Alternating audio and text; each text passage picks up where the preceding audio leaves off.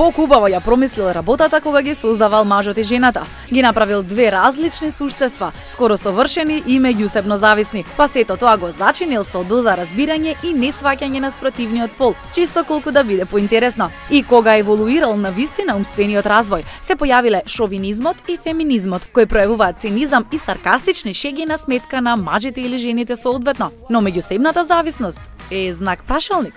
Во ред, предизвик.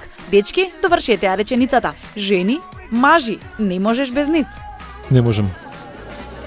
Дефинитивно. Секогаш мора да биде до тебе. Апсолутно се сложувам. Тешко со нив, уште потешко без нив. И тоа е се. Така е.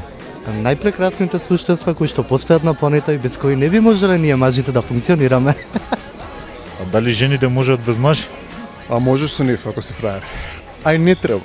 Поради тоа што така некој рекол дека едни без други не можеме. Мажот без жената не може, нели? Ниту жената без мажот.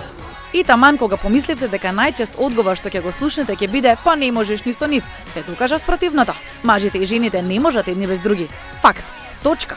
А шовинизмот и феминизмот нека си седат, чисто поради забава.